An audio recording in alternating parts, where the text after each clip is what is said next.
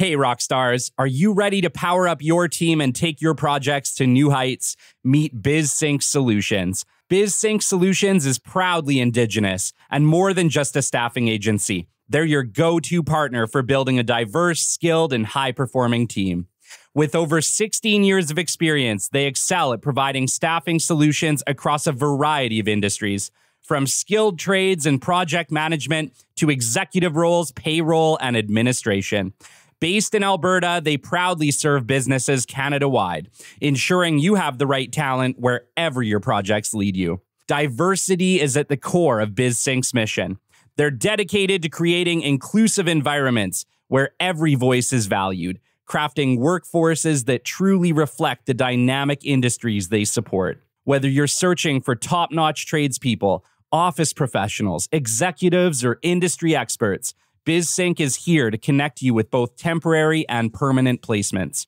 Their team is with you every step of the way, from pre-project planning and mobilization to procurement, helping you achieve your project goals and drive success. Ready to experience the BizSync difference? Sync up with BizSync Solutions today. Visit www.bizsyncsolutions.ca or call 1-866-442-7962. Thank you, BizSync Solutions, for your support of the Business Development Podcast. Welcome to episode 178 of the Business Development Podcast. And today we're chatting with the founder and CEO of Canada Prime Marketing, Fahad Khan.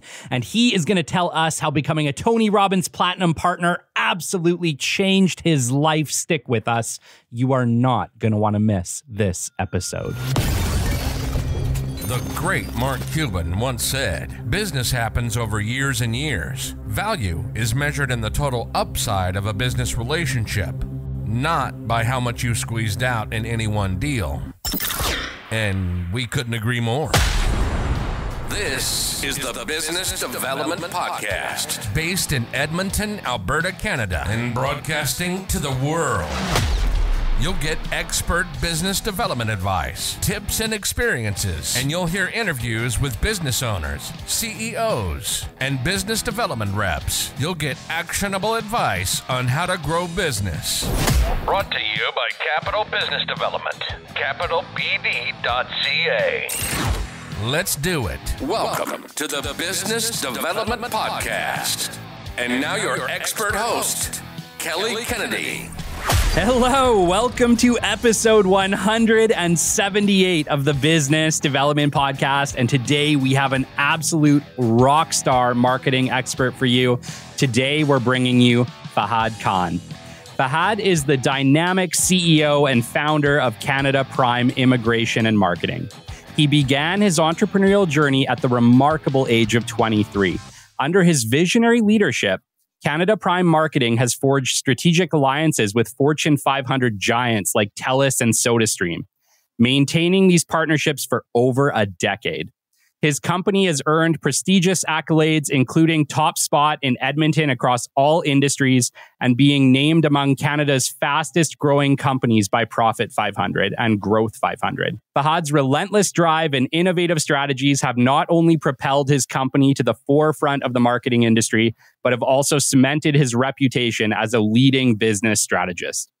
Beyond his corporate success, Fahad is a certified international business and life coach, mentored by luminaries such as Tony Robbins and Brian Tracy. His commitment to personal and professional growth extends to his role as a brand ambassador for Nate, and his initiative, Today's Youth, Tomorrow's Leader, which aims at inspiring millions of young people in emerging countries. As a keynote speaker at global conferences like Lift Pakistan, Fahad motivates audiences with his belief in the power of new perspectives and breaking free from limiting beliefs. With a passion for shaping the next generation of leaders, Fahad Khan is not just a businessman, but a catalyst for lasting change, empowering individuals to rewrite their stories and reach unprecedented heights. Fahad, it's an honor to have you on the show today. Thank you so much, Kelly, for the invitation, and it is a pleasure. It's the pleasure. The pleasure is mine, dude. I've been following you on LinkedIn for quite some time, and I love your social game. I love the information that you put out in the world. You know, you don't really hold anything back. You share a lot of great ideas with the world. You're doing some really cool things around the world with your public speaking, and yeah, I'm really excited to have this conversation with you today. Wonderful. I'll definitely share whatever I can, and I'm pretty confident the audience you have, which is phenomenal, and they will get some value out of it and worth the time for everybody. It's really cool that you're right here in Edmonton and that you've been doing this for so long. You know, what is it? Almost 16 years in the marketing industry. You started when you were 23. Yes, that's when I started the business, but in sales, been since the age of 16. So been selling. You might have experienced some of those guys selling credit cards in the malls, airports, trying to stop you, take this credit card or that. I think we were one of the pioneers used to sell. And I was very blessed when I was under the age of 18, I managed to got into that marketing job and got some experience and built from there. There's a lot of learning experiences, but the biggest breakthrough happened when we started our own business at the age of 23.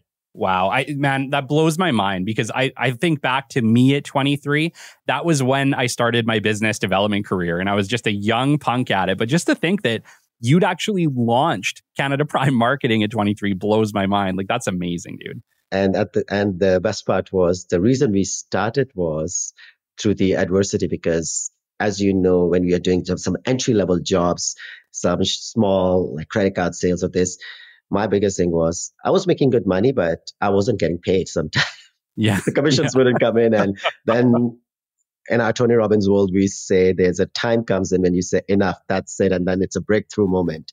And that's when we started Canada Prime. And fortunately, our first major client, even in the first 6 months, we started talking and was actually TELUS as a first client.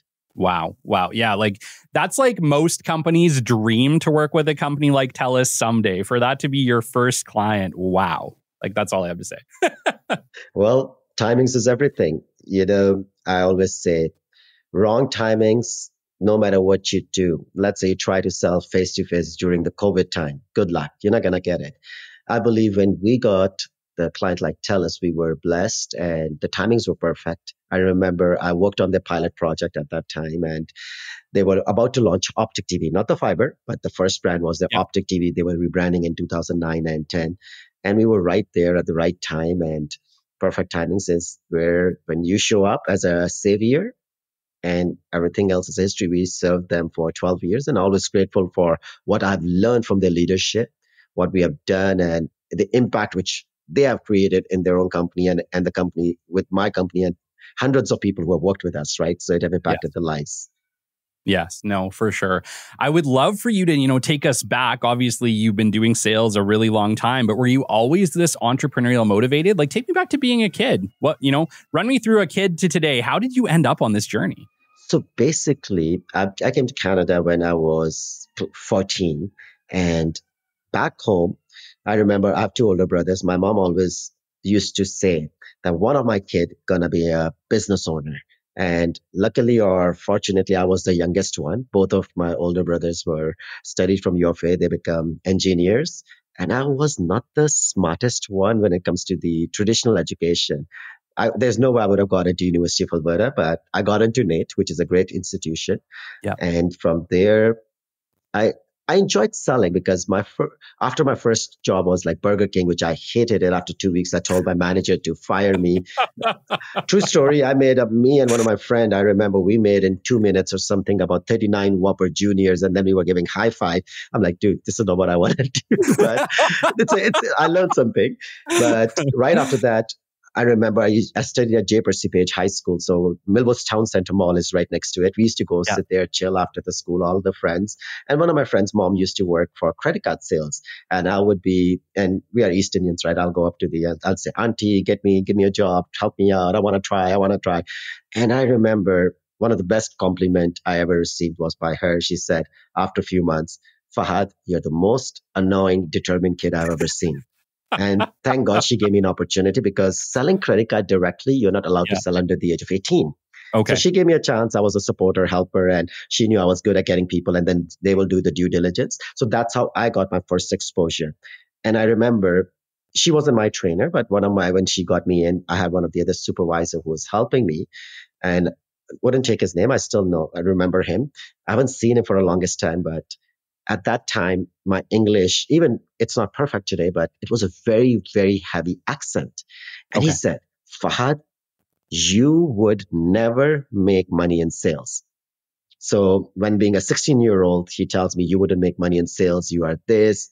Because what indirectly he did was, now if I talk about psychology, he labeled me. You're not good Mhm. enough. You have an accent and you will not make it.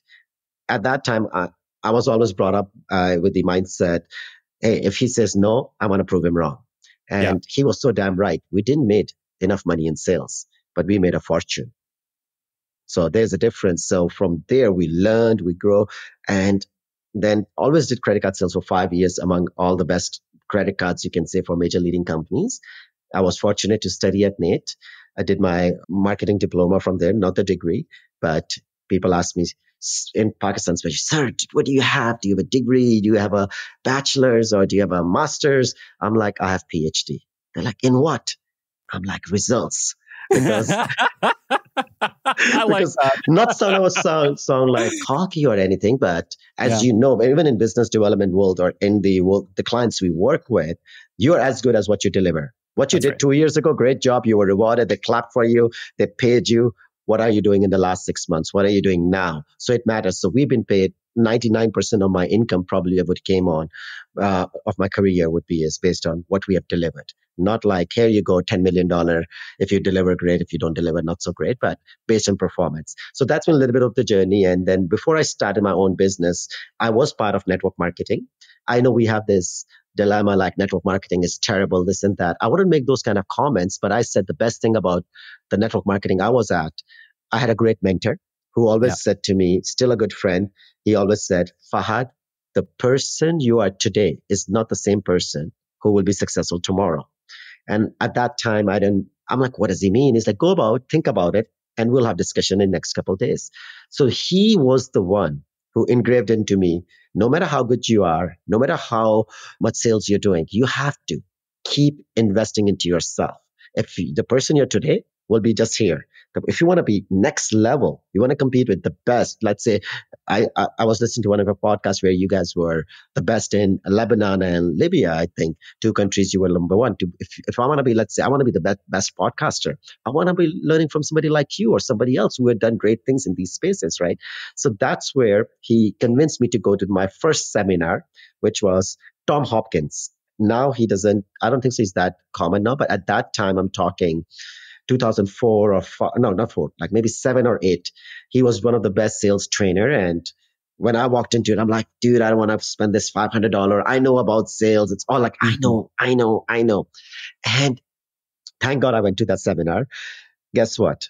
After 20 minutes, I realized I have no clue about sales because had a great energy. I was just a Yeah. talking person, and that's what I was doing. But technicality, I was wrong. I wasn't following the process.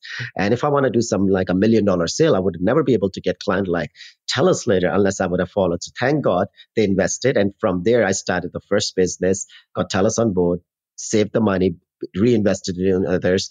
And 2017, 18, and 19, that was very blessed year where we became Canada's fastest growing company for 3 years in a row. Revenues went skyrocket. Teams were over 120 to 150 people actively working. And then the next major breakthrough for me was getting with Tony Robbins in 2018, where one of my friends recommended you should go see Tony. He was coming to Calgary by Success Resources, which was as a guest speaker. I'm like, I've heard him. He's great. But sure, I took my team with me. I remember I took 12 people. Yeah. And right after Tony Robbins, I'm like, holy cow, this is amazing. His energy jumping. This guy is like me. Yeah. So and I love how he sells he wasn't even selling, I think. He goes at the end, I'm doing this big event at Miami, Florida, West Palm Beach. This is not for everybody. This is business mastery. It's about 15,000. Like technically it was 20,000 Canadian dollars with your expense, flight and ticket.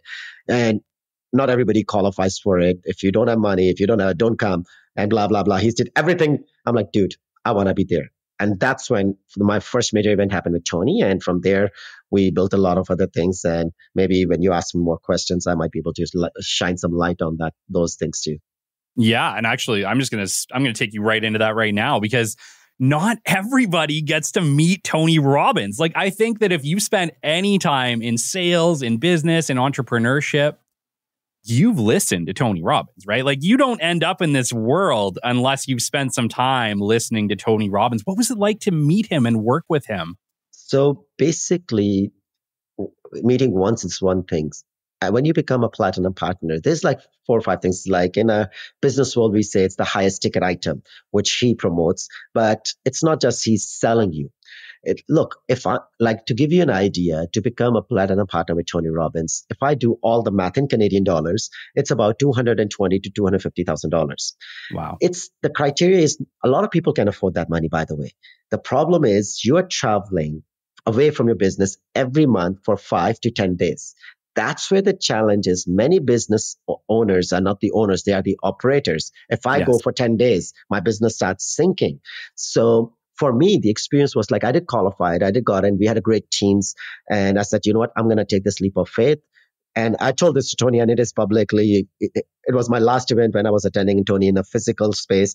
He picked me, and I don't know how. I was like, he said, we were talking about cars. And I told him, I'm Tony, a year ago, right at this spot, I came for the first time. And I was thinking, should I go buy my favorite car, McLaren, which I was very close to buy it. I really love McLaren. And it's going to cost me around $250,000 to $300,000. Or should I go invest into Tony Robbins? And thank God I made a better investment. He comes give me a big hug in front of 5,000 people. And when you become a platinum partner, he does spend a lot of personal events with you where you get to spend time, you get to learn. Like, I have, of course, a lot of pictures with him too in my other office. Like, I have a big frame where he's hugging me, and he said one thing is, why live an ordinary life when you can live an extraordinary one? So the main money we are paying is not only for learning, what we are paying is for the network. Because the people who are in that group, there's usually 300 active members on a yearly basis. They are all very successful. If I see myself, I would say I'm probably bottom 10 or 15% net worth. So let's say you and me, Callie, let's say we both are at the Platinum Partnership. We have our exclusive seating at the front stage. And if I'm talking to you, and we are not there for an hour, we are there for 15 hours a day. We are there for 12 hours learning over the 5 days period. And if I have a challenge in my business, and true story, this happened with me. He has about 4 or 5 billionaires in that group, and he doesn't tell who it is because then people start looking from different lens. And I was sitting with one of the gentlemen, and it's been 12 hours. We are talking, sharing our things. Okay, this is my breakthrough. This is ours. And one of my other friend from Tony Robbins, he looks at me. He's like, dude, do you know who that guy is? I'm like, yeah, this is what his name is. He's like, really? I'm like, yeah. He's like, do you know what does he do? I'm like, he has a golf course management company. He's like, that's what he told you. I'm like, yes. He just laughed. He's like, that guy, he's one of the billionaires and he owns some of those courses too. I'm like, holy wow. But the thing is, that person was so humble. I learned so much about life, and he made me feel like I'm a superhero. So what it is like in that group is basically you meet a lot of other successful people who you can share your problems. Some are great at business, some are great at making money, some are great at saving money, but some are great at like relationships, or they're good at spirituality, or they're good at fitness. And it's the synergy which we have. And still most of those people are on my contacts. We talk time to time, and it's just the brotherhood which he's created. What he's selling, I would use the word selling because in the world we are in, he's selling is the experience and the network and how you collaborate together. So if I say, Callie, I need help with investments in my business, I'm sure you or you will know 10 other people who would be able to help me. And that's the people we need in our network. So for me, it's a worthy investment, and it's the best experience I did. And the funny thing is, in Pakistan, when I use his name, I tell people about him, most people they knew. They say, Fahad, does this guy pay you to talk about him? I'm like, no. He taught us one thing: add so much value in other people that they become your raving fans. So I'm one of that, where I spent $250,000 to learn from him, and I go talk about it, and he's paying me nothing, and I don't care. But the thing is, he's impacted my life. If you impact my life, I'll go endorse it without having any agenda. I'm like, look, hey, Kelly was great, or XYZ person was great, and they helped me. So why not? Because we don't have to be selfish. We rather have the mindset of abundance rather than scarcity. When you said, like, I've given the best secrets to best things in Pakistan or international forums, I know 99% people will not go and execute. Knowledge is not the reason they lose. The reason Yeah. they lose is because of this mind. And that's what Tony builds. It's the mindset. If you were to go back to the beginning, before you ever went to one of Tony's seminars, all the way to today, is there like an overlying lesson, one big lesson that you really took away from all that time? Before entering to the world of Tony Robbins, Yes. I think the best one was, like I said, one of my mentors said, you got to start investing into yourself. And sometime I always say, when you start building that gut feeling. And when you are pinned against the wall, there are two or three things happen. When doesn't matter your professional, athlete, or business, sometimes you're so much against the wall, you don't have any other option to go and break through. Because for me, I knew I had to build something. Otherwise, I wouldn't be able to hit my goals, what I have. And that's where I had to knock some doors for TELUS and to get them on board. And even my first contract for TELUS was not the fancy, sexy contract where, hey, you do the marketing, do our digital ads. No, our first major contract was pure sales, door-to-door selling. It's like, Fahad, we know you are a door-to-door salesperson. You have done this for us. Can you teach 25 other people at that time? I'm like, is that what you're looking for? They're like, yes. I'm like, let me get you started. So the biggest thing is the hard work. Now, we both lived in Alberta for a long time.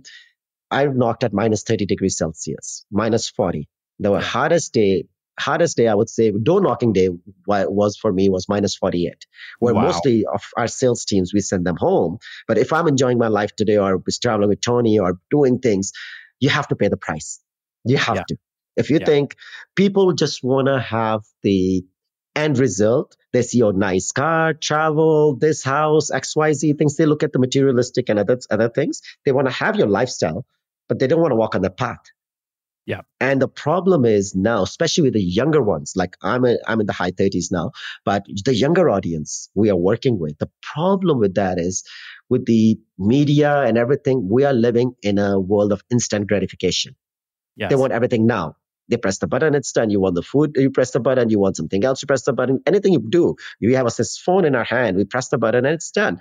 But the success is not a press of a button. It's a lot of work.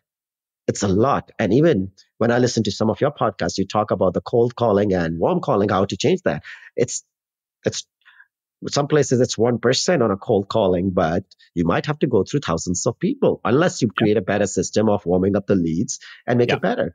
And my biggest lesson was pay the price, work hard, I would say, in summary. And doesn't matter.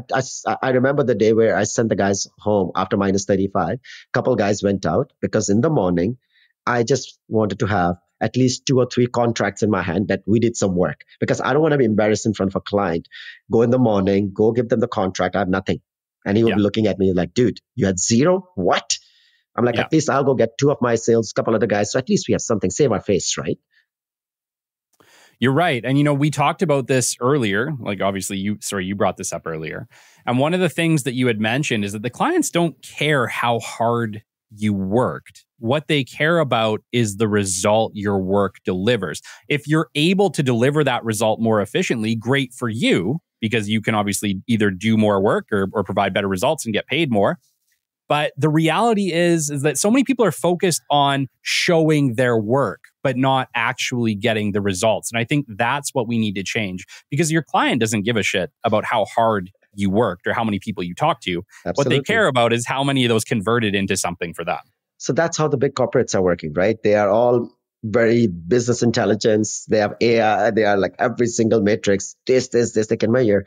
And one thing is, like I've been like, even the clients I work, yes, they are always number driven. I would say some of those big clients, even now we are working for another big telecom, since again, the timings is perfect. Again, people don't, I've said about timings, and as we know, Shaw was getting bought out by Rogers. We knew that in 2019 and 2020-ish, I think the news was out, and we knew we'll go with Rogers eventually when the timings is perfect. And the day they started here, we were the first team out there for them, because timings is everything. And coming to the culture thing you were talking about, the mindset about numbers, I'll share an example. I believe, again, this is my philosophy, which I've put it in my company too. There has to be some human touch. You have to see humans as a human. They're not slaves. They're not just the numbers. They're not just the robots. Yes, there will be good days. There will be bad days, because I've been in the field. I know Yeah. what it takes. I know they are hard work. They're tough days, they're bad days. But sometimes we have to understand our people. A few days back, one of my even guys, like I randomly call him, good guy from different country, moved here. And I just felt his voice was really, really low. He almost like sounded like crying or something. I'm like, Hmm. brother, is everything okay? And as a CEO, it's not my job to take care of it, but I just random call and maybe the God or something happened and he wasn't feeling great. I'm like, okay, you know what? I'm like 5 minutes away from your house. Let's go out. And he did. And we talked, and it was more like a human to human conversation because at the end of the day, he was going through something. And if I could have helped, why not? And most companies need to have that. The word I would use is empathy. Understand people and be a little bit flexible because we are so much about policies. Okay, 2 weeks is the maximum time off you can take. I have Yeah. guys who take a month vacations depending on the situation and what timings of the business we are in. If it's the crunch time, we want to make sure let's wait a little bit, maybe take the vacation longer after. But if it's a slow time, like summer is very busy for us, right? So I wouldn't recommend taking somebody. And one of my other gentlemen, he's a manager in our company, says, Ro, I will take my vacation in December, but I'll go for longer. I'm like, done deal. So that's where I think we need more of that. And every company is going to have their own policies and culture. And my culture is we don't want to be just a marketing company. We are a training company first. We want to Yeah. train our people. We want to create an army of salespeople. Doesn't matter you work with me after 3 months or not. Maybe you are a summer student who's looking for a summer job, making 10, 20, $30,000, go back to school. But my goal is, and I say this in orientation if I'm doing it, no matter how you come in, by the time you leave, my goal, our team goal should be is you become a brand which is truly unstoppable or who will be accepted wherever you go. And I knew at that time when we used to sell for TELUS, if one of my guys who have worked for Canada Prime for more than 3 months and they go to interview for Shaw at that time, they would have hired him. And a lot of my guys got hired right away because they're Yeah. like, yep, you work with these guys, you've done 3 months, we know. Yeah. Yeah. So these are some of the things like I've done that in my company because I wish we had that. And other humanly touch, I would say, is not many companies does this. But I always take my guys to Mexico. Like it's been about 7 trips or 8 trips we have done over the last Amazing. 8 years, minus the COVID, where top performers, we will always take them on the long weekend in September. And just because I know some people will go back to school. So at least if I am the top rep and I'm a student, I should at least be able to experience that trip. And Mexico is not just like for you and me might be different, but for a lot of these people, they have never experienced anything like a 5-star hotel, a nice food, or they haven't been to that experience like the world's biggest zip lines, cave swimming, or scuba diving, or skydive, or having those ATVs on a sand dunes next to the ocean. It's just different experiences, right? And for me, the best experience is the last day when we're about to leave, when these people are crying. Literally, they're like, we don't want to go back.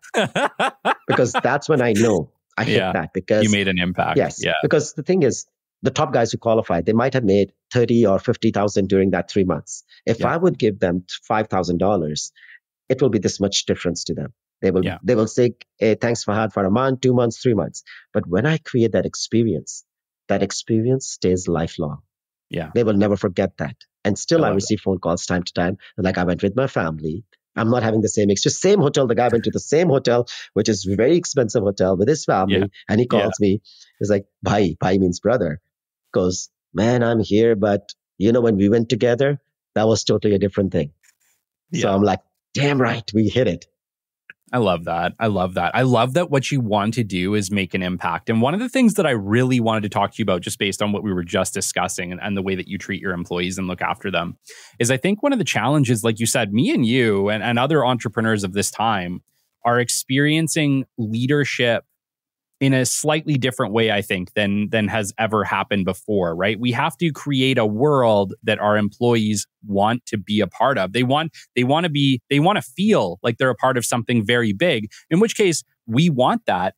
I think one of the challenges that we face is how do we bring them in and give them this autonomy and freedom, but also get the results? Because I think there's a lot of companies that are really struggling with this transition of, okay, we got employees working from home, we got employees doing, all sorts of things. There's a lot more freedom, or I would say maybe a lot more responsibility, personal responsibility on our employees than ever before.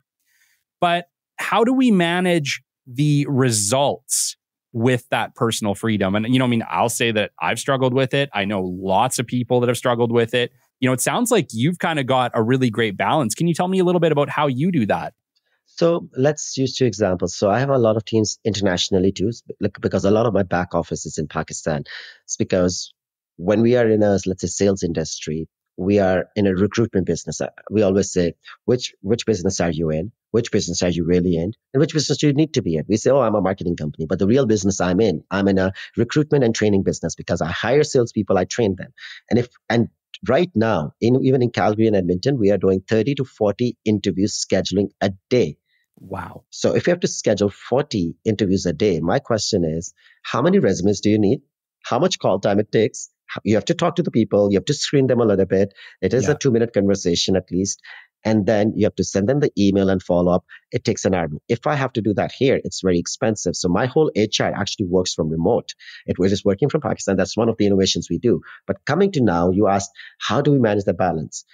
For international remote teams, there are two things, the physical teams and remote teams. Remote teams are great. They can be, as long as people are a little bit mature and they are target driven.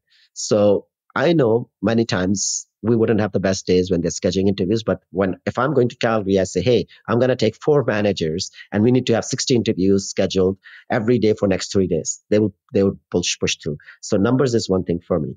Yeah. And reward them. Like in Canada, we have a lot of benefits culture, but country like Pakistan, you don't get paid vacations. You don't get gym allowance. You don't get some extra like Christmas and XYZ holidays, the local holidays we have. We give that. We do reward them a little bit good, but we give them flexibility.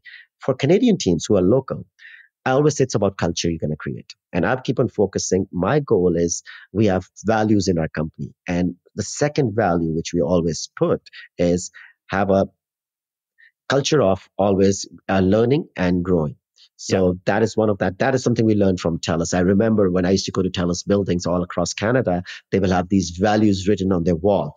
And I loved it. I'm like, it's a great idea. We should have 2 or 3 or 5 values, which we should stick with. And one of the values which was close to me was learning and growing. So we make sure in our office, doesn't matter you're selling door to door, you're selling in a mall, you're selling at a trade show, events, anything, training always goes on. And second is the culture of celebration, individual success and the team success. So team successes, individual successes could be like in Mexico. That's a big one.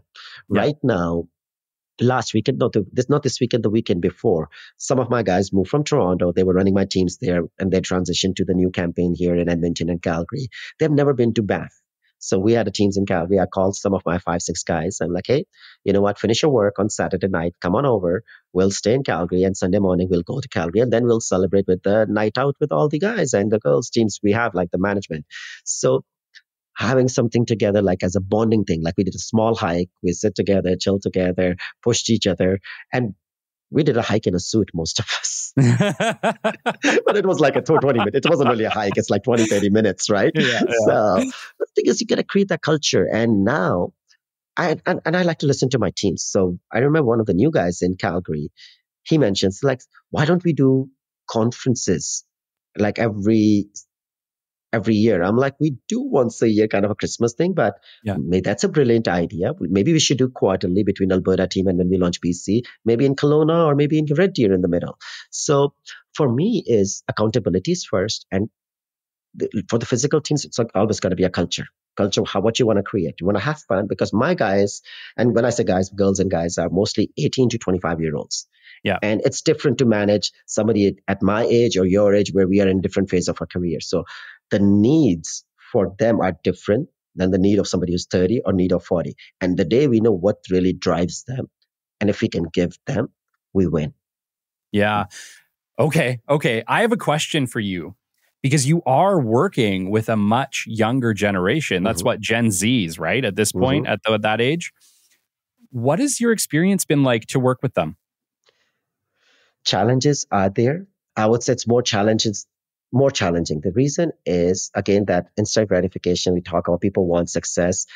Most of the team members turn out to be the one who does well. Again, don't want to sound like discrimination, but usually they are not the local. Mostly they are new in Canada. international students who are willing to work hard, who are willing to do more as compared to somebody who have spent 20 years at born in Canada. Yeah. Because they take a lot of things for granted. I think, again, that could Yes. be my hallucination, but I've I seen, believe that's I have true. my data in front of me and I can see if you ask me, Fahad, give me your 20 reps in the last 1 year who were top, and 18 will be the ones who have moved from another country in the last 5 years, or usually they're still students. So now I know my ideal customer, because when we are hiring, that's my ideal customer is 18 to 25 who are usually looking to get settled in Canada. Yeah. That's why when you see another company which I have, which is an immigration, I don't do a lot of immigration here, but from Pakistan and international countries, I deal with that. But the thing is, when somebody's student is here, we all know somebody who's spending 20,000 to 25,000 a year for 2 years or 4 years degree, they're not coming here just for the education. As we know, their goal is eventually to get settled in Canada. Things are tight, things are tougher now, but they always want to come here. And if I could be the vehicle to give them better communication, give them better selling skills, because most people, especially from East Indian countries, many of them are not very great in communicating as compared to, they would be like how I was. I felt the pain. And if they practice selling, they're going to be better. And later when they graduate, I always tell them, if you are my consistent seller, you do good, you're my top 20%, we'll sit together and I will see how can I or my company can support for you to get settled more like in a legal manner rather than you cutting corners left, right, this and that. And I always say we are very blessed. We have supported lots of people over the last, 15 years to get settled in Canada. Most of them now are PR citizens. Some are running their own businesses. One of my actually director in our company now, he is a 31-year-old, came as an international student. Now he owns, still a director in our company, 6 restaurants. Doesn't belong to a rich family. And 6 restaurants, when I say, they're franchised. So 3 Edo Japans, 3 Casadas. So all of them are worth $500,000 to $600,000. So he owns that. He built his network. He spent time, and he's like a brother to me right now, right? We spent time together. We have traveled together. But that's the whole thing. When he comes back and say once in a while or once every month, Fahad, I'm grateful for this. Or some of the other guys who were graduated with us in 2013 and 14, some of them are running their landscaping company, engineering company, marketing agencies, different type of business. We're still friends. That's the impact we have created. That's what it's about. I've created my own competition. I have. But you know what? I'm not worried about it. Yes. I'm not, because I'm going to go keep on growing. Well, what you've actually done is you've given them the skills and empowered them. Like, that's what I see. When I wrote my mission life statement, I used to believe in this before, but it became more clarity. I remember, on my car, I've written 23, right? So people always ask, why do you have like 23 like this? It looks like a race car too. They're like, do you go to rally? And it's a conversation tool. Actually, it is a conversation tool for me. Especially, let's say if you bump into me on a White Ave or downtown, hey, that's a nice car. Why does it say I'm unstoppable on it? That's my brand. And we did it. I like it. It looks good. Then I said 23. There's 2 days which are the most important in our life. And both days, one day we don't have control on. That's the day we are born. So the day you're born, you don't have control. But the second most important day for us is the day we find our true purpose, our calling. For you, it could be like podcast. For me, it happened to be on the same day on my birthday. I remember I was in Australia, Cairns, Date with Destiny with Tony Robbins. And it was the 3rd day, and it was my birthday, 2nd or 3rd day. That's when Tony Robbins, he started crafting your mission life statement. He gives you through the workshops. And he asked a question to me. He's like, when I say life is, what's the first gut response you get? At that time, my first gut response was, life, it's a gift. It's been given to us. It's like a present. We didn't have to do anything to earn it. Some people like it's happy, it's miserable, it sucks, it's great, whatever the meaning is. I wrote it's a gift. And same day I remember, later he put us through a meditation and into a very emotional state. And then he asked, what is your purpose of existence? And that day I wrote, giving should be a lifestyle. So you see that? Then I wrote my mission life statement. So life is a gift, giving is a lifestyle. Combine them together. And that's where whole philosophy changed. And I at that time, I happened to be in Pakistan right after that. And somebody tell me like, Fahad, in Pakistan, there's 65% youth under the age of 35. And they have a 230 million population at that time, now 240. I'm like, holy cow. Why don't I go and start empowering these? So when you said empowerment, then we just took it to the next level. Honestly, I'll tell you, I've spent over $200,000. That does not include my time. That's just the travel, cost of the tickets, and some events, which I've put it together, where I've taught thousands and thousands and thousands of people on my own expense. And people still don't wrap their head around. They're like, why are you doing it? Because there's something has to be bigger than just the money. Mm-hmm. I always say one thing, again, philosophies, we could get to the point where we have our own beliefs. I don't care how many millions you have made. Of course, we have hit that. I don't care, are you a billionaire? My question going to come down to is my way of judging somebody or measuring success would be is how many lives have you really impacted? Yes. How many lives have you created where you have saved a life? Somebody who was given up on their life, suicidal or something you have saved. Or maybe somebody who has given up on their life and couldn't make money. And you taught them how to make $500 a month in a country where that's above the way, like 5 times above the poverty line. I think that's where more fulfilling is. When I received that text message from one of the young 18-year-old, 20-year-old kid in Pakistan, he goes, go bhai, I just want to share a good news with you. I'm like, tell me. He says, remember I used to be on a motorbike, which is like, motorbike in Pakistan is what, 500, let's say $1,000, right? Sure. And then buying a car, even used car, old car, beat up car, whatever it is, that is a progress. And when they send that message, nothing is more fulfilling. And that reminds me when Tony always says, success without fulfillment is an ultimate failure. You can have all the money, you can have everything, but if your heart is not content, if you are missing from inside, you are technically screwed. There are billionaires in this planet who have a lot of wealth, but they are miserable inside. So what's the point of it? Yeah, no, I know what you're saying. And I also see, I've talked to you, like obviously at this point, you're like probably interview 75 or 80 for me at this point of very successful people like yourself. And, you know, it goes back to that kind of beginning statement that nothing is going to happen for you without hard work. And I've seen those people lose a lot to accomplish what is eventually work-life balance in their opinion. And most of them say, yeah, I hit a point where now I feel content. I feel fulfilled. I've hit that point in my life where I feel like I am balanced. But so many of them lost so much to get there. But I don't see a shortcut that doesn't involve that hard work. You know, like in your experience, how were you able to do that?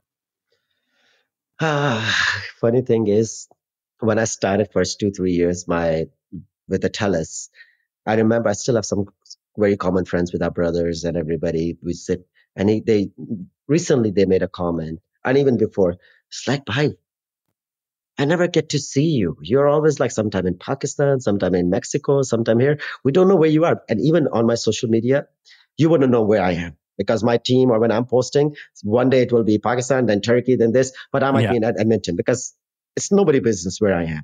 The people I really care about, they should know, but other people, they should let them be confused. They're like, holy cow, whatever is happening, right? But he always says, I never get to see, man, you're living your life. I'm like, if I go 15 years back, because I know that person for more than 15 years, because childhood we spent together, high school and things like that. I'm like, when I was working for 3 years, you didn't see me at that time either. Mm-hmm. The only thing was at that time I was very busy just building. Now you don't see me, it's because sometimes I'm experiencing. So balance is never, the thing is, everybody's different. For me, if I say I'm a workaholic, I enjoy what I do. Again, not if you ask me to do something I hate, I'm not going to be passionate about it. If you say, Fahad, you have to fly to Pakistan tomorrow and you have to be on a stage, I'll be there next day. Yeah. Because it's my passion. It gets me going. A lot of people, even close people to me, they said, I don't understand why you're spending money doing all this. So balance, for everybody has their own definition. When you say balance, what is your definition of balance? When somebody says success, you said they feel successful. If somebody, I can go and meet a lady, she will say, well, I'm a mother and I grew, and true story. And actually I asked, I'm like, do you feel successful? She said like, yeah. I'm like, tell me why. She's like, well, I have 2 kids and I raised them good. They both are going to university and they are getting settled. So I think I'm successful. Who am I to judge? I'm like, absolutely you are. Because some people say $1 million, some people say 10 million. Like I said, how many lives you impact. For me, whatever your definition of balance is, it has to be yours. Neither you should tell or I should tell, you know what, 5 hours of gym, 2 hours of this, 5 hours of work, 3 hours of family time, or whatever numbers are. Like, who are we? So for me, I enjoy what I do. I'm going to continue doing that no matter how much money I make. If not this, I'll continue doing something greater than that. Yeah. Well, I think so much of balance, unfortunately, can be not just you, right? Especially if you're a family person, right? Living in a family, you're going to have difference of opinion of what is balance at any given time. And I know like we've struggled with that because, you know, like I have 4 boys. I try to do my best. I'm trying to grow this podcast, my own company, Wow. everything that I'm doing is I'm very busy. Like, honestly, I schedule all my time, Fahad. If I was to show you my calendar, it would just be blocked up because that's how I have to live my life in order to accomplish what I know I need to accomplish. But sometimes it's very, very hard to balance that. And I'm sure I look at you and your success, and I know I have a feeling you're very similar to me in that front. It's so very hard to be an entrepreneur and try to balance everything. And I know that that's one of the biggest struggles that I've seen come across this stage, you know, with a lot of the executives that I've spoke with, is that balance it feels almost impossible. Like you said, it's an opinion, but it's also not always in your control, if that makes sense. I would say a strong word which will help a lot. Delegate a lot of your work. Honestly, we can save so much time delegating. My philosophy changed a while ago, and it's all about, somebody said control is an illusion. I don't know if it was Tony Robbins or Brian Tracy. Somebody said, and they went depth into it a while ago. And I'm like, what do you mean? We want to control everything. This meeting, that meeting. Why not? The day we let the control go, that's when we will grow. Because in business, as a small or mid-sized business, like even right now, sometimes I have to do certain things. Like last 5 months, I have to spend a lot on business. But I know this 5 months will give me 5 years back. Yes. So I know that. And biggest thing is for especially entrepreneurs. If let's say, Kelly, if you make, let's say, $200 an hour, let's say your price tag, when you go to the market, you get rewarded $200 an hour. Then my question is, why are you doing $25 an hour job which somebody else can do, or $10 an hour? Let's say your admin stuff, or maybe booking the appointments, or maybe editing a video, let's say, or editing an audio. You know, you will do the best, but we can outsource some of those things. A lot of, like I said, my HR is outsourced within my company, but it's all done from Pakistan. Even half of my things, like my social media, I shouldn't be saying, mostly I don't post myself. I have team, they've seen some of those team members are old ones with me. They know how I talk. They've seen my every single event. Yeah. They take the audios, they make clips out of it, they make something out of it. Why should I be doing all the time? Yes, time to time I will post, but sometimes I feel good or something happens, I'll just post it myself. So a lot of tasks, rather than, a lot of people say, oh, you should work on your weaknesses. No, my belief is 90% you should be working on 95 on your strengths. Delegate your weaknesses. I'm not very, when it comes to being like a whole calendar management person, that's not how I am. I love doing it. I mean, important things, I'll put it, but there will be things which I have to get it done. I'll get it done. And you need to decide what you need to do. I'll take the important meetings. I don't have to take every meeting. I work actually, right now I'm working a lot in Canada, but once the teams are set, I don't have to. Yeah. My team always says in Pakistan, they're like, sir, you will go into like 5-10 meetings back to back. How the hell do you do it? You don't eat sometime. You don't do this. How do you operate? I'm like, I actually work more in Pakistan at that time. Just because if you're driven, if your fuel is passion, you'll be fine. But many of us, unfortunately, we're doing just because it's a jobs. And the entrepreneurs who are listening, my question to them is, ask yourself, why did you go in business for the first time? And I can bet you, if I ask 3 more questions after that, 90% people will say for financial freedom. And my question to them is, after 10 years, do you have more time with you or less time? And chances are they will say less time. They're working more, making similar, but they are more drained out. Yeah. And the question is, why did you spend $500,000 or $50,000 or whatever the number is to buy yourself a job? A business is something which grows without you. My philosophy became, I'd rather make a little bit less money rather than doing everything. So I'd rather hire somebody for $20,000. And now I look at X amount of dollars in Pakistan, where I can have the HR professional with a master's degree in Pakistan who can run my whole HR for less than $600 to $500. Less Canadian. Wow. And they will be a very good, their English would be as good as you. Way better than mine, are as good as you, because it's your native language, and they can pull the accent, Aussie accent too, or British accent, some of those guys. So because that's what they're trained. So our question always is, what do you want to leverage? and give up. Like yesterday, like earlier we were talking, I went and played cricket. I enjoy doing it. I'll create a time for that. Anything Yeah. you enjoy doing, if you are passionate for that, you will create time. Interesting. Because I know I have struggled as an entrepreneur, because there's a lot of things that I used to do a lot before I was an entrepreneur. Once I became an entrepreneur, finding time to do them has felt hard. And I don't feel like I necessarily don't like doing those things, but I haven't felt the same passion to do them. I do get a lot of passion in my work, especially with this podcast these days. So I do find myself being drawn to, how do we do this better? How do I get better at this thing? But yeah, it is one of those things where I know I'm not alone in this. There's a lot of people who enjoyed things or had hobbies and things they liked to do before they were entrepreneurs that once they became entrepreneurs, they have struggled to keep up with those hobbies or passions. Passion, I say, evolves. What we are passionate at the 19-year age or 20 is different. When you hit 25, it will evolve. I do a lot of actually workshops on this, and most of my audience when I'm doing my public speaking is like 18 to 25-year-olds again, a lot of younger ones. Then there's another segment which is more like a 25 plus who are making some money entering the business. So there's different talk. People always are worried, oh, I don't know what I'm passionate about. It's not, you don't have to discover your true passion today.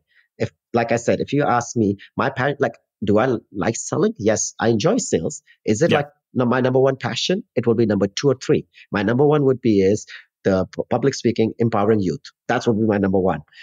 Because my question is, what would you do if you're not paid and you have to spend your money and you will still do it? Right? So again, let's say I want to, like I shared earlier, like it is a procrastination side a little bit, I would say I'll agree to it, but I wouldn't be able to launch the podcast, which we are supposed to do. Right? Then my question is, if I'm launching, I always ask myself, what is my end result I'm looking for? Is it the fame? Is it the personal branding? Is it the monetization? Is it this or is it that? And if the answers are more towards money related, then they might not be the passion related. But if we can find something we're passionate about and we can monetize that, that's when we win for the long term. Yeah, there's a Japanese term for that. I believe it's called ikigai. Yeah. Like recently I was talking to somebody, they used that ikigai, and there was another thing they talked about it, the concept too. But at the end, that's the whole thing. Like if you can find real, like you don't know what will you love. If you're 20-year-old or 25, try different things. What do you enjoy? Yeah. What do you like doing? It explore yourself, right? Yeah. Well, and just thinking about that, I couldn't have known how much I would love podcasting even 2 years ago, right? Like it was one of those things that when I started doing it and seeing, the impact that we were making in the world, just the people reaching out and saying that everything we're doing is helping them. It was like, holy crap, like this is actually awesome. I couldn't have known at the time. I remember feeling really kind of dumb, actually. I was sitting in my basement at the time. We were just recording in the spare room, literally talking to a wall, thinking, what the hell am I doing? Why am I doing this? Who's even going to listen? And then a lot of people listened. There you go. And honestly, I put a couple of my guys on your podcast to listen and to go over the structure. And I wouldn't just give compliment just to make somebody praise anybody just to make them feel good, but actually your system is pretty good. Like from your website page to the podcast page to the email follow-ups and things like that, and sending emails for reminders and things. You have spent time in the tools and things. That's what next thing we're working is like marketing automation, which we work on a lot is how do we automate most of our operations? So same thing you're talking about entrepreneurs too, like they're drained out. Like they don't understand with the power of AI, how much things they can do now. Everything, whenever we say AI, 90% business owners just think ChatGPT and they just get blocked there. They don't even have an idea what you can do with those, not only the ChatGPT, but everybody talks about it even in the international country. Oh, ChatGPT, blah, blah, blah. I'm like, how much money have you made through it? Yeah. Most people don't have the answer. Oh, no, this. And I can say, if I'm not made, maybe I've saved at least $500,000 through it. They were like, how? I can't say all the things, but certain things. Okay, let me show you something. There was a document which needed to be created for one of my clients. Again, AI, how powerful it could be if you are smart to use it. I went to Fiverr and Upwork to find somebody in that field who can do it. The cost was about $25,000 starting to $50,000 in the market rate, Upwork and Fiverr. And the wait period was almost 1 week to 2 weeks delivery time. Wow. And when do I need the document? Today. And I'm like, shoot. And the topic, I don't have no expertise in that topic. I understand computers and stuff. It was Yeah. related to technology. I'm like, time to roll up the sleeves. I put myself in lockdown mode. I created 50-page document through the different AIs, and I resolved that problem, saved 50,000 and got the client happy and got that job done. And they Wow. approved everything, which would have taken 2 weeks, maybe potentially for rushing it for $50,000 USD, what was done. So how do we use this? So my biggest thing I would say is who are stuck entrepreneurs, even you're a dentist or something, there's so many tools like from auto appointment booking to automatic reaching out to even right now we're working your voice call. Kelly, it will be like you get a telemarketer probably calling. It will sound like me, but it will be AI. You wouldn't even know, and they will book an appointment for you. I saw that. That It's blew already my been. mind. We already Yeah. been testing and piloting, Yeah. and it's been pretty damn good. I think Yeah. US have some restrictions on the policies they just added, but who's going to go and track all these small little companies down? Like if TELUS or Rogers start doing, then it's an issue. It's a small company like which is less than $300,000 revenue. They're gonna use it and leverage it. So Yeah. when we complain about time, these things gonna disrupt it. Either you're gonna be on top or you're gonna get disrupted. That's why I keep on investing on these tools, investment, and make sure that we are on top of all this. And if there's somebody ever needs help into these things, sometimes it takes like quick conversation of 10 minutes, ask few Yeah. right questions, and we can find what is the problem and what they might be using it. Oh man, man, we could do a whole another podcast on this. We could do a whole nother podcast on, and we should 100%. I'm going to have you back, and we're going to spend a lot of time on marketing because I think that that's a very critical spot. But I do want to just chat with you because obviously AI has changed everything. I would say 2023. There's going to be the time before 2023 and the time after 2023. It is a clear line in the sand at this point. The world is going to be completely different. Marketing is going to be different. You know, one of the things I wanted to ask you, because as such a leading marketer, the reality is you have a pulse on what the future looks like better than most. You know, I mean, I would argue that AI is really capitalizing in marketing. I would say that marketing will kind of get the best of the best because it makes money. At the end of the day, things that make money get lots of investment. We're going to see AI take off on that front. You know, you're already telling me some of the ways that you could frankly do this for free. But one of the things that I wanted to chat with you about is, what do you see? What does the future look like for marketing with the advent of AI? And how do people know that they're picking a winning product? Few things I will share. The more technology we get, marketing doesn't get easier. There was a time, you go 20 years back, it would take probably less than 13 impressions for somebody to buy. 13 impressions could be 13 different point of contacts like billboard, then the radio ad or something, they will buy it. Yeah. And now we are bombarded with so much marketing. Like even our phone is listening, everything is listening for a while and it will show us. So marketing is harder, but simpler. So if people know what they are doing. So few things. And I think it happened to be a miracle for me too. So remember, I keep on saying I work with youth a lot. I say the best investment we can do is let's start investing into 20 to 30 year olds. Let's under 30. The reason is these kids, I will use the word kids still, they're better at AI, better at technology, better on computers than we would be. Yes, we have the wisdom, we have the funds, we have capital, we have leadership and all that. But do I want to sit and create the whole thing? I'd rather have this 20-year-old cool guy come to me and say, hey, boss, we can do this. Hey, sir, we can do this. I'm like, you know what? That's a great idea. How about you try it? And one of the things which I believe Google started doing and Facebook now does it and all the tech companies does it, they give 20% of their time to employees for skunk work. I think Slack was result of skunk work where they'll say you create something and it will be property of Google, but you will have some kind of a share or something into a leadership role, right? So that's what we started doing. Keep on investing in youth. I work now. If let's say I'm on a stage and if I have a million people can reach out, they're going to create something and I can lead them because what they are lacking is usually capital and access to markets. So we take their knowledge, their expertise, because they can sit 10 hours, learn about this because they are more passionate about it. Us as the leaders in marketing, our goal is how do we leverage them? We reward them good. We let them do it. I don't have to go create everything. I'd rather come up with the idea and get somebody with the lower cost to execute that. And how it's going to disrupt would be it's going to be insane. It's already have. People think they can just continue doing the same old thing. You will be gone. You'll be gone very fast because Yeah. there's going to be so many businesses which are going to come and disrupt. I'm already invested very heavily into SaaS side of the businesses. So people who doesn't know, like softwares which we use, like even your Gmail, you're using Google Suite as a SaaS product. Even if you're using anything like Spotify or Apple, any subscriptions, they all are. Netflix is the biggest example, right? So I've already invested into those things for marketing automation, but also keep in mind, if you're not going to update yourself to these things, you're going to be gone. Or find somebody who can. If you think it's too expensive, you may be wrong. Don't always go for the lower price. Sometime you might be able trying to save those $50 or $500. That's going to cost you more in form of time. Because I made that mistakes a million times. And sometimes we just try to shoot ourselves again. So spend time into it, learn about it, what is happening. And if you don't know, reach out to somebody. I think you will have a lot of information.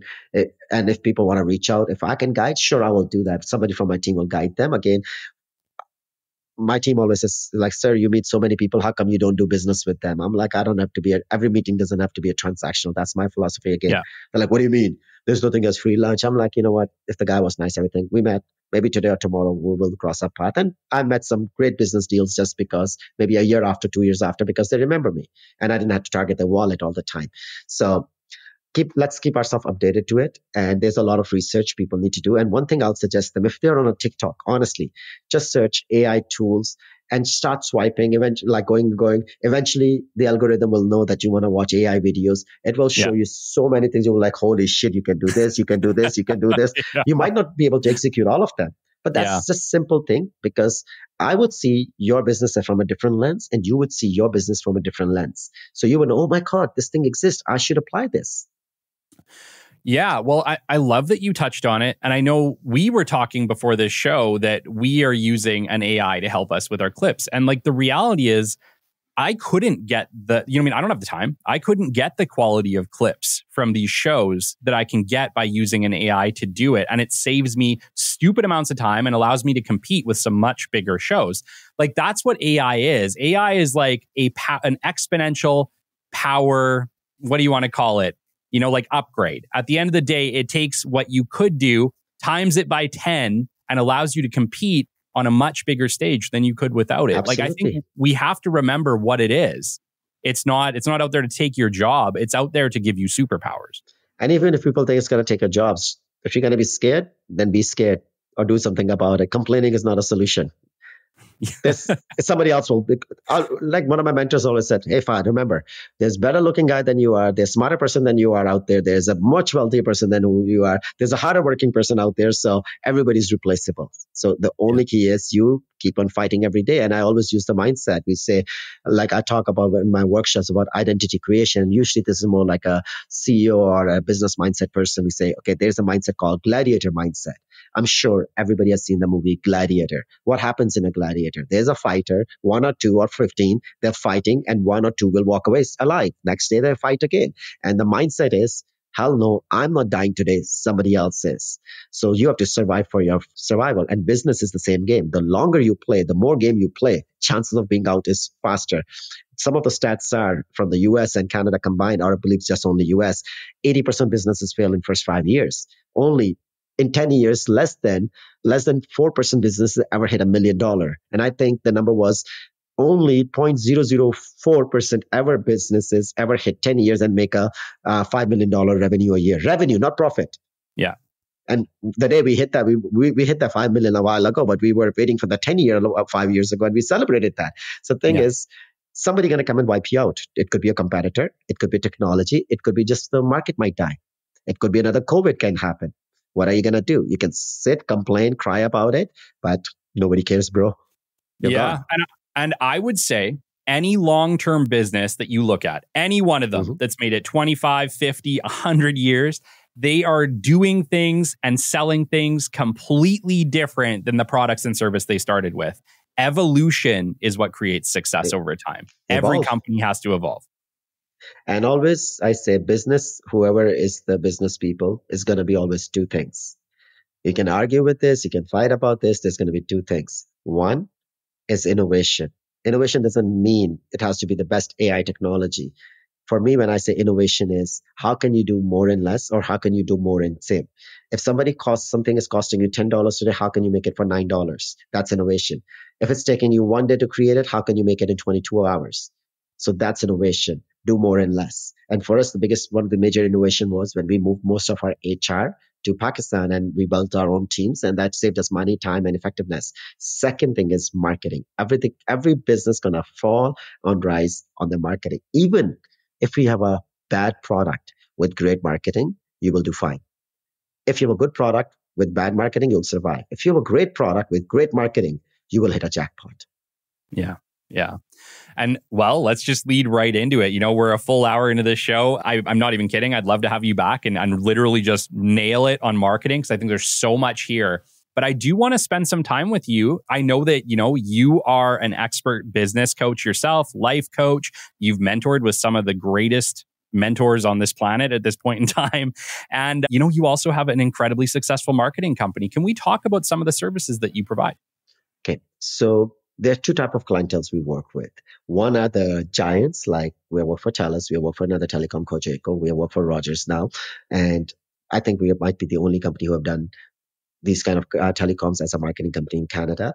So with these guys, we are more focused towards direct sales, event planning, strategies, and things like that. So that's more because these big giants have their own internal marketing house with Sure. 5,500 people, depending on what they need. So they have theirs. So they outsource certain aspect of the business. So that's one segment of business. So the second segment of business is mid-sized and small businesses. You could be like a couple of dentist clinics you have, or you may be like running a small business where they are looking to scale their sales. They're looking to add more visibility. They're looking to either have a coaching, like where marketing coaching and business coaching are two different things. Usually, if I'm doing business coaching, marketing coaching is like a gift from my side on top because as a marketer, I'll always find the flaws in that side too. Sure. So the other segment, which most people would be falling into because they are not the Forbes 2000 companies, like help them through their digital presence. Personal branding is one of the things. So anybody, even Carlo, you do a great job on that. Anybody who's out there who's want to be really, really super successful, personal branding, do not compromise on it. People will invest because of the leader behind it. And I can assure you, some of my Forbes 2000 clients or Fortune 500 companies, they don't just look at Canada Prime Marketing to give them a contract. They see who's the person behind it, what has he done, what is his vision, what is he doing. And I can vouch for it. That was some of the reasons. So that's the biggest tip I'll give to somebody will help them. And the next would be is from SEO. SEO is people don't understand like digital marketing. It's very important too. It's just like how visible you are from paid ads to those. These are just some everybody else can do. But what I give them is also like a platform, like a tool. In one-stop shop, you can have everything. Let's say CRM, where are your leads? Where are your customers sitting? Then how can we automate that? So after you call them, automatic text message goes, hey, you know what? It's what Fahad. We were talking earlier and I kind of like missed you. Is it possible to give me a quick call back? Because a lot of people see text, they will respond back. WhatsApp messaging. And then if they didn't have responded, maybe after 3 days, we have put a timer, automatic message goes, hey, hey, Kelly, you might have got really busy, but I was hoping that if you can reach back, it is pretty cool, something I want to share. Those kind of strategies we can put in. Then other thing biggest will be is so digital products, if somebody's selling courses or things like that, everything we can give in one platform. There's so many tools. So we put everything together from your email marketing to your text message marketing, your automatic callback, from your Google Business Manager to your Facebook marketing to social media, any social media, everything in one, rather than you having 20 dashboards trying to see as a CEO or a small business owner, holy shit, where should I go? If I can do that one login, I think your life will be easier. That's where you get the time back. And those are the things we can implement in mid-sized businesses. And the best part is it doesn't cost you a fortune. Amazing. It doesn't cost you a fortune. You don't have to invest $50,000 or anything like that. So I'll vouch because you're right. You can do all of these things yourself, but there's something to be said about knowing how to do it effectively because you can also burn a ton of money on useless stuff with digital marketing. Absolutely. And I think you were talking about this in one of your podcasts. I think it was more of one of the podcasts. I think it was 117 or something. I remember the number because I listen random things on the way, and time to time I listen to you or Tony or take a few others. Like sometimes you get an insight, right? So, and on the other side, people need to be very careful. Like there's two type of models: do it yourself, we say DIY model, or let it do it for you. So do-it-yourself model would be is, yeah, you want to go explore yourself? Sure, go ahead. Or you can have team, which will be a like dedicated account manager or somebody will help you. Say, hey, you know what? We'll sit together once a week, or initially 2-3 times we have to sit together to get your goals in line so we can put things together and take the business to the next level. And I'll share just an example. In one of my team member in Pakistan, like I said, it's not like I'm creating competition, but we empowered this individual. He's 20 now, probably 21. He's running his own VA company, virtual assistant. He's doing very similar things what I can do, and he's doing his own clients, and he's making pretty good money. Like a kid who can sit in Pakistan, make $15,000 to $20,000 on a monthly basis, regular with a team of 50 people now, 20 people. That's what he can clear. It's not bad. So the reason I'm sharing that is because his VAs can do a great job. If somebody comes to me and I need a VA, I have two options. Should I start my own VA company, or I call one of my students and say, hey, brother, this is what we have. Can you handle this? Because I trust him, because I know he worked with me, and it's working together and resolve the like synergy it is more about, and collaboration rather than, again, last thing I need is, honestly, like I'm invested into 5 other startups recently. Last title I need is another CEO. Yeah. That's fair. I don't know if you have the time for another CEO. No, you got life nice, to live, man. Nice and fancy, but okay. No. Did you ever get the car? That's the question. McLaren? No, yeah. I made a better investment. So the car I drive is, I'll share a picture with you if you are in, and then I'll take you. Okay, there's 2 things always. Okay. In marketing, this is a lesson, marketing and car. So $250,000 let's say $300,000 would have cost if you were McLaren. Yeah. I end up getting another car, which is a sports car. It's an Alfa Romeo, actually. It costs a fraction of it. Then I put a wrap around it. The real value is a lot less comparatively, real value. But the perceived value is, some people say, is it 300,000? Is it 400,000? Is it $500,000? And the best response is, I'm like, something like that. I don't pay for it. How much did you pay? I'm like, I don't pay for it. Like, how come? I'm like, company pays it. It's like, you must have a great job. I'm like, well, there are some perks of being a CEO of certain companies. So, because the thing is, if they think it's $200,000 worth, it looks like Lotus almost. So most people don't even know the brand. The problem is, but it looks pretty cool and sexy. So at the end of the day, the question was, okay, now this is what I learned in Tony Robbins too. Why, when we need something, why are we buying it? There's some human need we're going to meet, because it was significance. And I would get like, yeah, I did it. I feel good. It's the ego boost. But if on a same thing, I got it on a fraction of a cost, 1/3 of a cost of the same car, and I get the same significance out of it, why should I go spend that much money? And I'm only capped with 5,000 kilometers on top. This car, I put like 80, 90,000 kilometers, and I only drive like hardly 3 months. Well, and I would argue too that a supercar is a supercar is a supercar. And hear me out on this, because to an average person, they just see a supercar. They don't know if it was 500,000, 200,000, a million. Most people see that, and either way, they have a hard time perceiving. Like, what they perceive is that you have a supercar. That's it. Like, that's the perception at the end of the day. The next one I will get is, for sure, it will be Lotus. The reason I get, another reason. When I take, again, not putting anybody down. If I'm driving on a road, if there's a Honda next to me, he says, nice, bro, nice car. Sure, cool. I appreciate that. But when the guy is next to you, I was right at Strathcona. We were driving on a Gateway Boulevard, right next to White Ave. And last year, 2 brand new Lamborghinis, husband and wife, they both had Lamborghinis. They both were driving their own Lambos. They pulled next to it. They look at me, give me thumbs up. When they say it, that's a different league you're playing. And I parked on the White House sometime. I remember there was a guy, he pull over his like Porsche, something very unique one. He pulled it right over there. He comes out. I'm sitting at, what is that? The Mexican Julio Barrio, I think restaurant was sitting. Right opposite where the Remedy is, my car is parked, and goes, take a video, run around. I'm like, you know what makes you feel good? That's it. And I always, again, perceived value I work on, and I would go buy that car, which is rare in the market. And actually, the one I have, there's only 2 in Edmonton.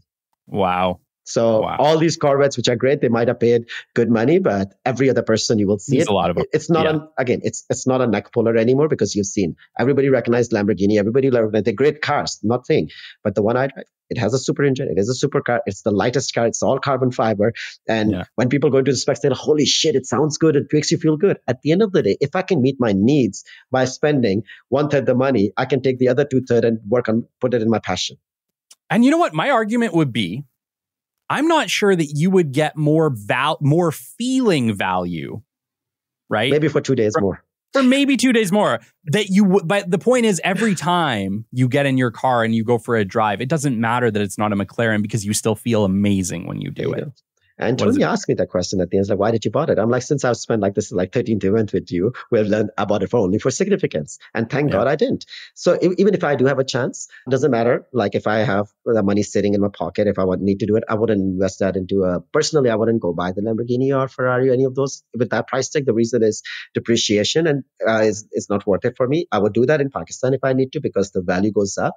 But my next will be definitely Lotus because it's unique, less, and I like to be unique. Yeah. And I love a Lotus. And most people, it's a very nice one. The new ones, they I think used to Imera, they changed their name. Now it's pretty damn good. I think 2 years ago they changed it. It looks pretty good. And the best part is it costs you less than $150. Amazing. Fahad, that takes us to the end of our show today. Thank you so much for joining us. We've been graced today by Fahad Khan, CEO of Canada Prime Marketing. Until next time, we'll catch you on the flip side.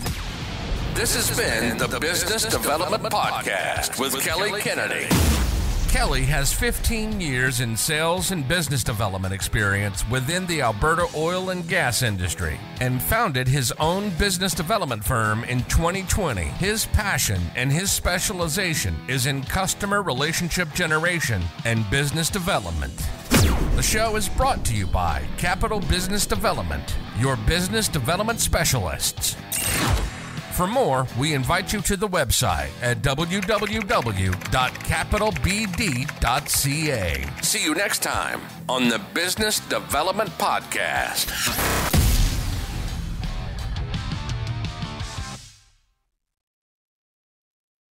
Hey, rock stars, Hypervac is back, and it's upping the cleaning and restoration game once again.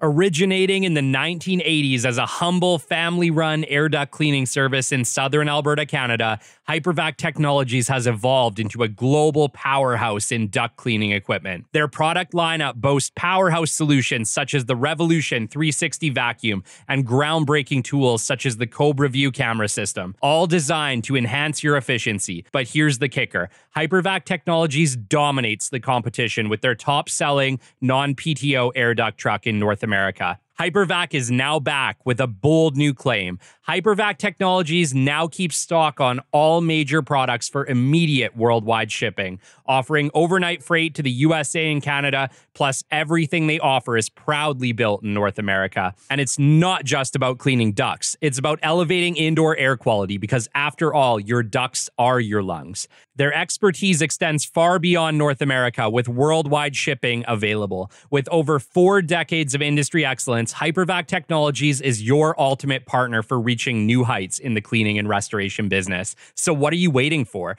Visit their website at www.hypervac.com.